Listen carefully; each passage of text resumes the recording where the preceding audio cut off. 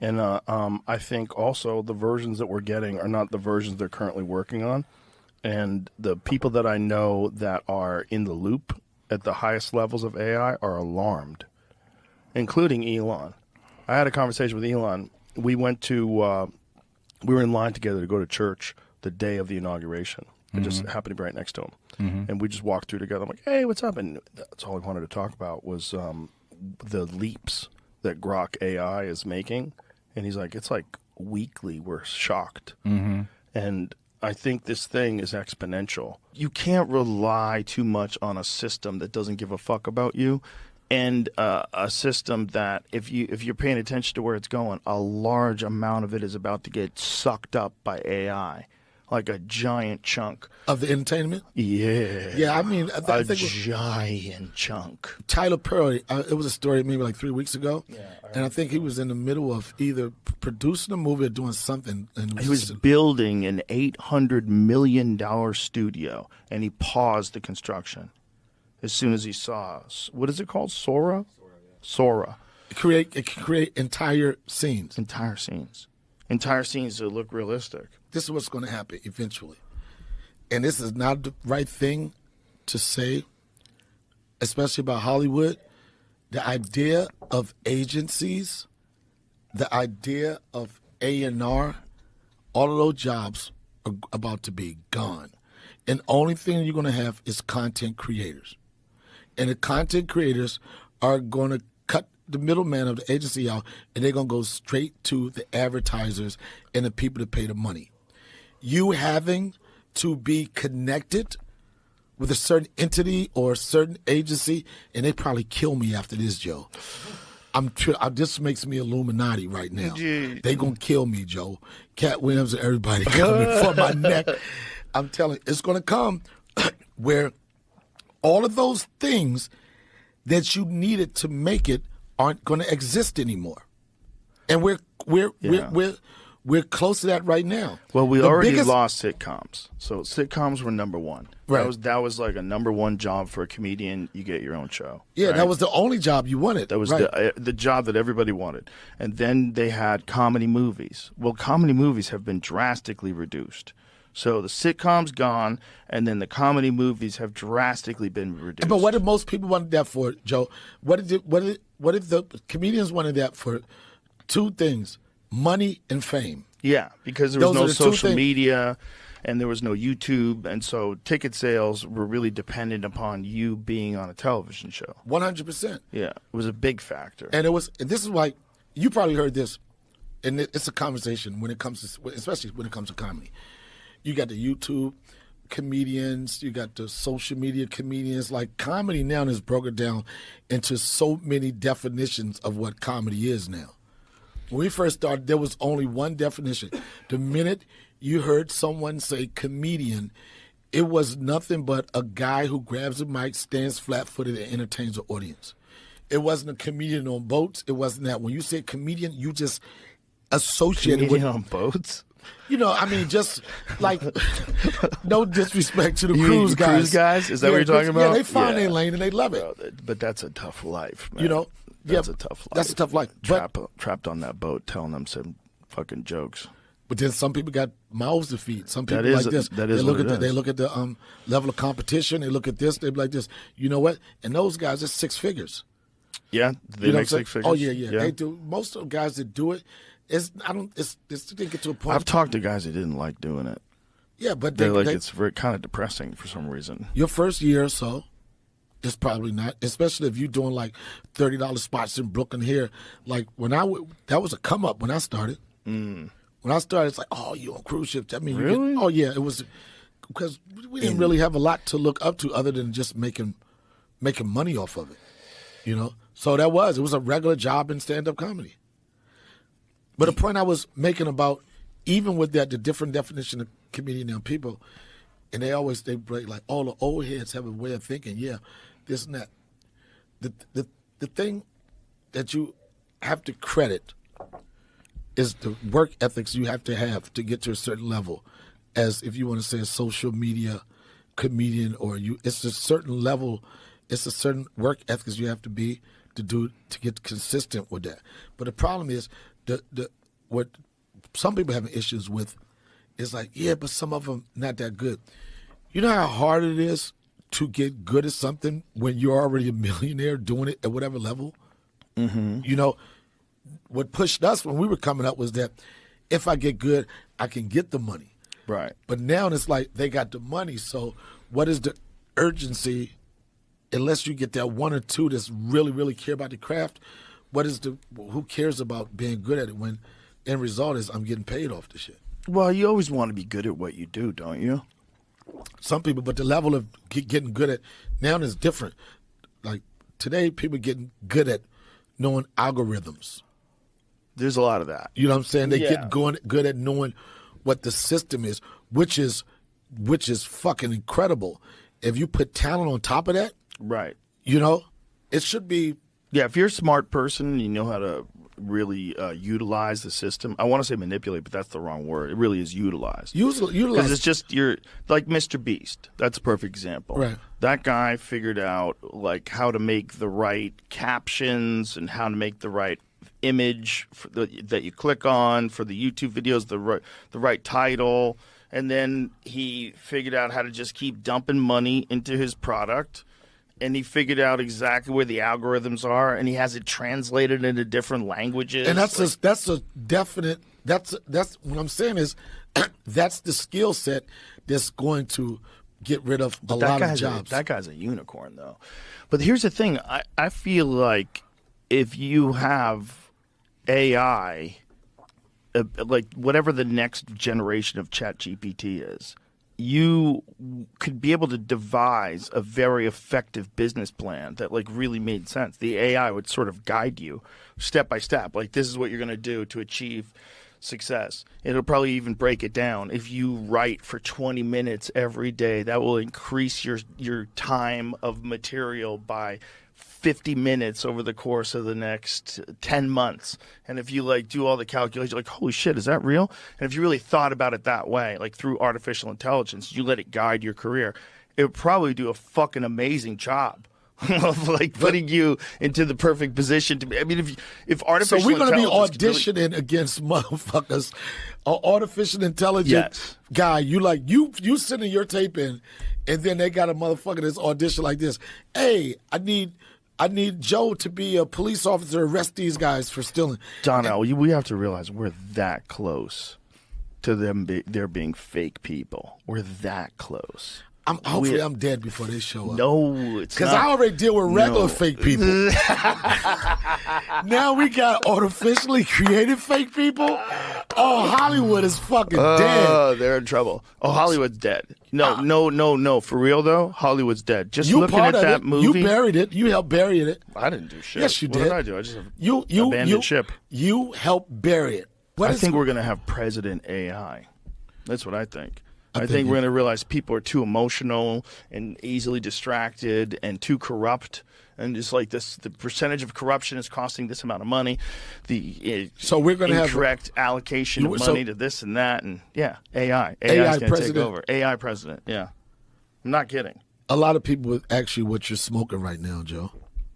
No. So what you do? You vote for this? Well, here's the thing. If they really want complete total control, they'll trick you into telling you that you don't need to vote anymore because AI is going to equitably distribute all wealth, all social services, all housing. Everything's going to be even for everybody. AI knows how to do it. It's going to stop all international conflict. It's going to have a perfect carbon neutral existence while powering everything up. But it has to take control. But somebody has to be in control of what you ask AI. Somebody. So it's just going to be anybody. Not necessarily. No, not Nobody's necessarily. going to be able to control the information you give AI to do everything you just said. No.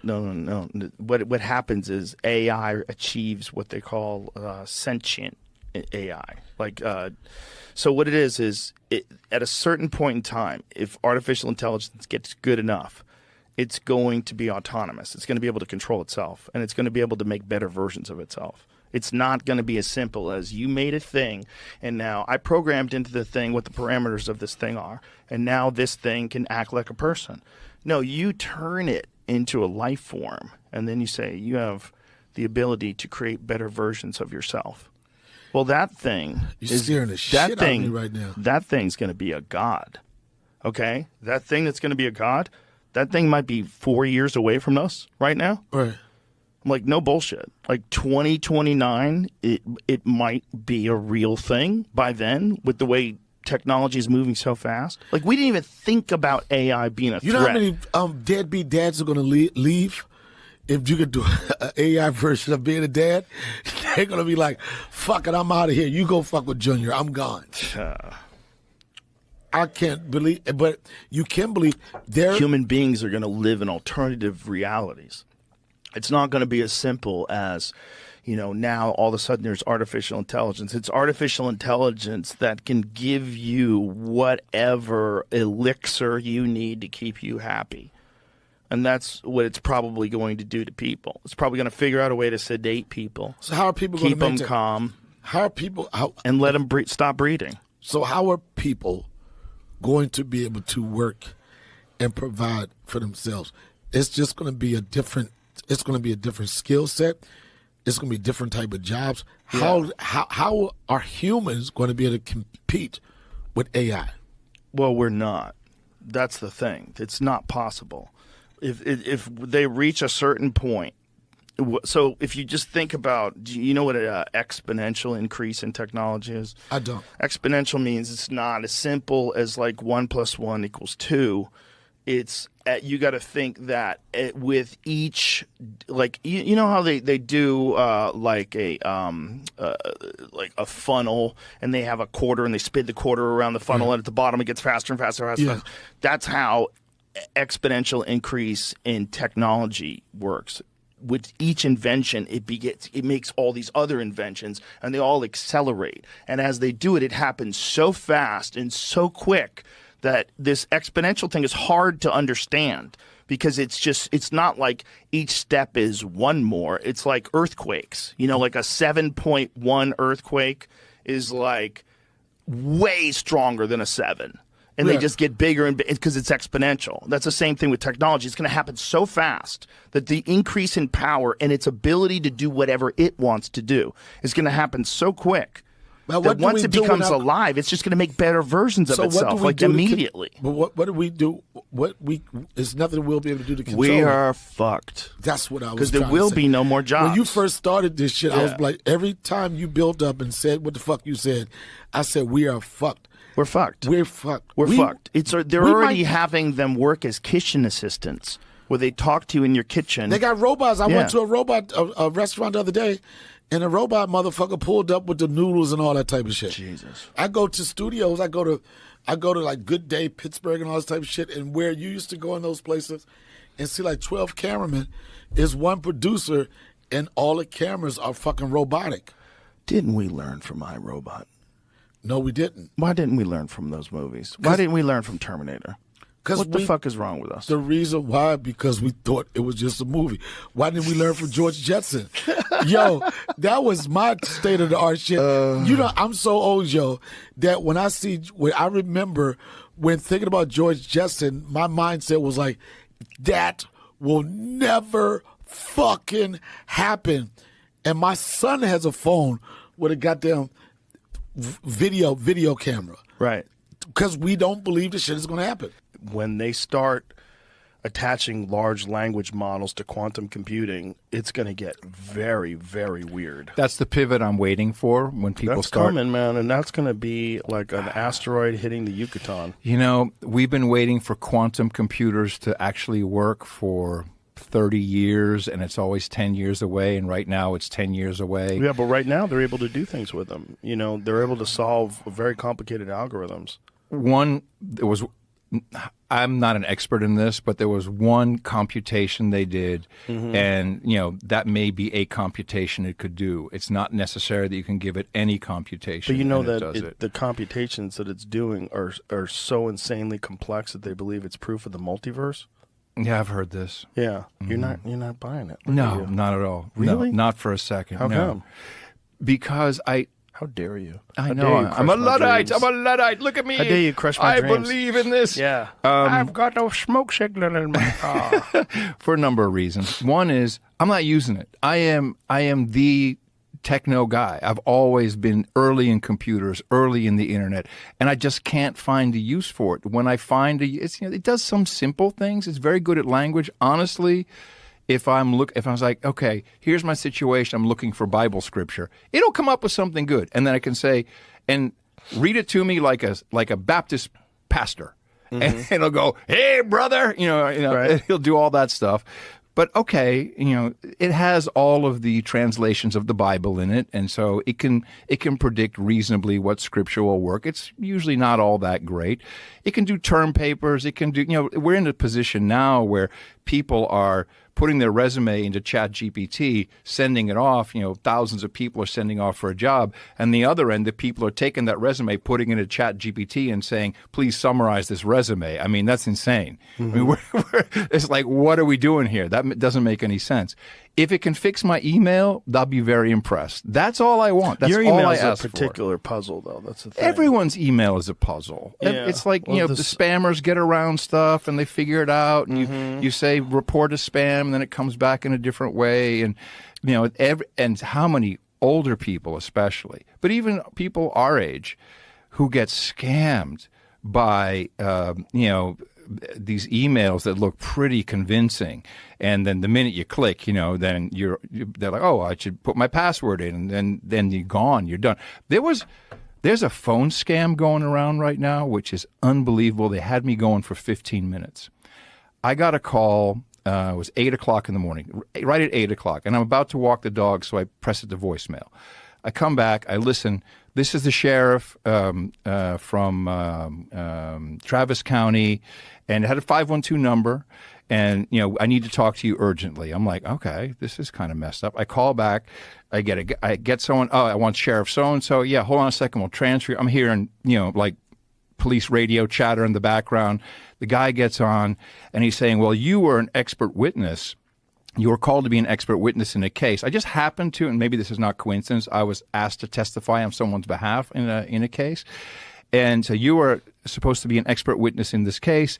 You didn't show up. So you've basically broken federal law, and, we have to come and pick you up, and we have to, or you can pay a fine. And then I'm like, okay. And it just kept on going. And I'm like, whoa, hold on a sec. It sounded so real. And then at a certain point, he's like, well, you need to get a coupon to send this money. I'm like, I'm going to call my lawyer. You can't call your lawyer. I have a do not hang up order. I have to walk you through the whole process. I'm like, okay, now I got it. But that was 10, 15 minutes later. Wow. And a lot of people have fallen for this one. It's good. Super sophisticated, huh? Very so sophisticated. So is that overseas? Are they like No. spoofing a number? No, that's I mean, in Texas? these were American voices. It sounded like a sheriff. It really did. And the deputy sounded like a deputy. I mean, it was sophisticated. It's good. Wow. It's really, How much was the fine? Like $3,000 for this infraction and $2,000 for that infraction, for these two different things. And then you're going to bank transfer, so they're going to get your bank numbers. But I mean, at that point, I caught on. I'm like, no, hold on a second. How'd you get off of it? I said, I'm going to call my lawyer. And he's like, no. I'm like, you can't tell me I can't call my lawyer. This is bull crap. And I had to calm down. I said to Tina, listen to what just happened to me. This is crazy. Some people I know in Fredericksburg actually went all the way. Wow. Yeah, older people, Right. and they were afraid. They're like, oh, Of course. authority. That's how they get you. Yeah. I'm sure you've got the one that says, this is my favorite Bitcoin scam. It's like, okay, I've installed a spyware on your computer, and I saw what you were doing looking at that porn site, and I've recorded everything, and I'm going to release it all to your friends and on your social media if you don't send me $2,000 in Bitcoin right away. Don't even think about contacting the authorities. Have you ever gotten that one? No. They've sophisticated it even more now.